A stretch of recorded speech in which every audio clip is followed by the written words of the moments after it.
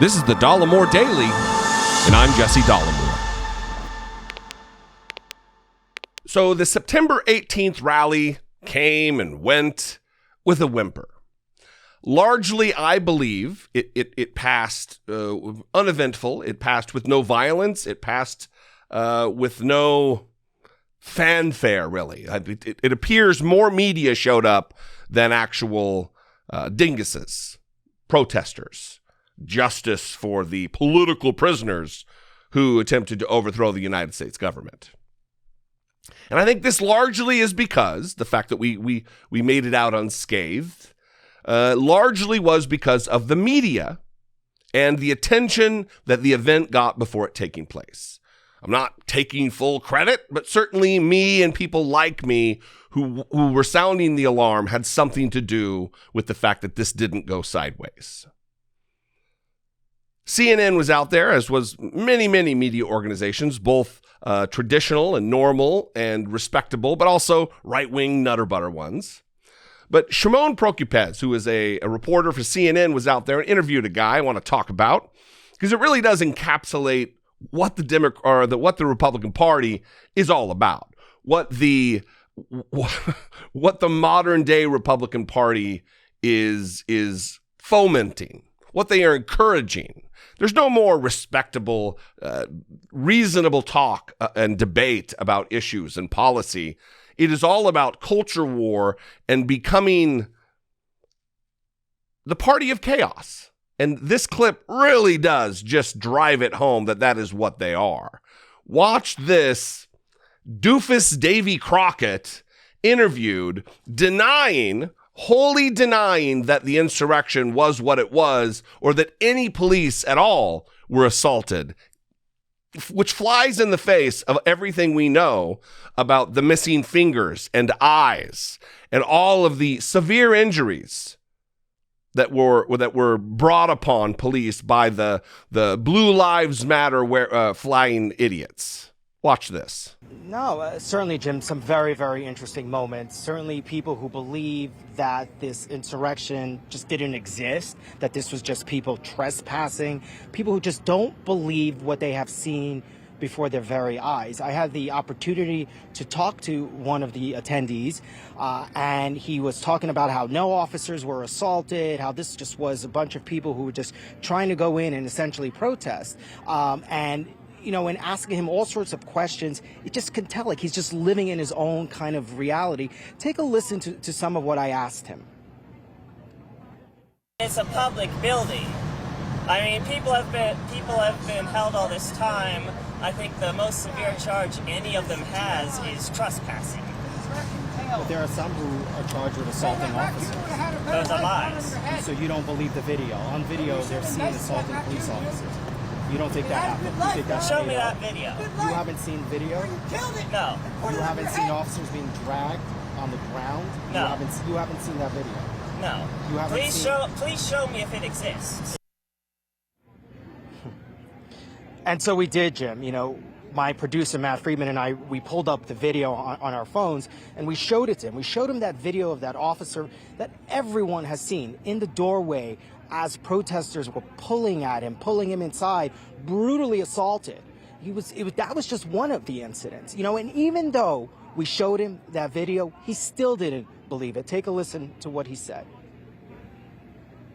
He's pushing back with an open hand. He's not even moving his hand quickly. That's not assault, no. So you don't think what they're doing here is assault? He could easily back up. That's a police officer. Yeah, he could easily back up. So it's the officers. No, this is not assault. And Jimmy, I even said to him, you know how ridiculous this sounds? You know, he just kept doing his own thing. And I have to tell you, so for me, I've covered rallies, I've covered protests. This is my first time covering any situation like this, where so many people who just believe their own thing, nothing is based on fact, on truth, reality. It's just people who just want to believe what they want to believe, whether it's real or not. Is that John Mulaney in disguise? Remember when they were screaming about read the transcript of the perfect call that Donald Trump had with the with the Ukrainian president, Volodymyr Zelensky. Remember that? Read the transcript. But none of them ever read the transcript, because if they had, they would have come to the same conclusion we all did, which was it was terrible. The same thing here. This guy's acting like an expert, acting like, I know exactly what happened. It's all lies. There's no video evidence whatsoever that police were assaulted. And then they show it to him, and he's, well, that's not assault. That's something else. Because facts do not matter. The truth, objective truth, does not matter to these people. They are beholden to Donald Trump, to their position as a fanboy of a fascist. That is what's most important to these idiots. That and wearing a dead animal on their head, apparently. Doofus Davy Crockett. Dangerous doofus Davy Crockett.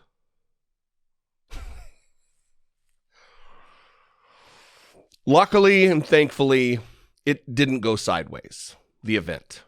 That it came and went with a whisper, and there wasn't violence. Thankfully. Thankfully, there weren't bad actors who attached themselves to this thing to create violence. Like the bombing suspect the night before the January 6th insurrection. We're lucky because of that. Hopefully, I do not know, I do not have knowledge of it, but hopefully the intelligence and counterintelligence infrastructure within the United States that works domestically were on top of this. Hopefully they were able to isolate threats, acknowledge them, and get ahead of them. Hopefully that is what took place. What do you think, though? I'd love to know, especially if you dissent. You can call, leave me a brief voicemail, 714-576-4054. You can also email me daily at dollemore.com. You can connect with me on social media. Yell at me there. That would be great. I am at Dollemore all across the board. Something's in my eye. I'm on Twitter and Instagram, TikTok for now.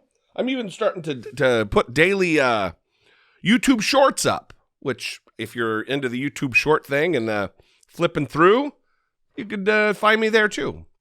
Anyway, if you're into this sort of thing and you'd like to support my work, if it's not a financial burden for you, I would love to have you help support my work and produce my work here on the platform. For as little as $2 a month, you can become a channel member, click the join button, or head on over to patreon.com/IDoubtItPodcast. That would be fantastic. I'd love to have you join me there. Join the family of supporters who have cropped up around my shows, both here and the podcast, I Doubt It. Which, by the way, if you haven't subscribed to, it's a good time. All right, I love you guys. I'll see you next time. Until I do, be genuine. Take care of one another.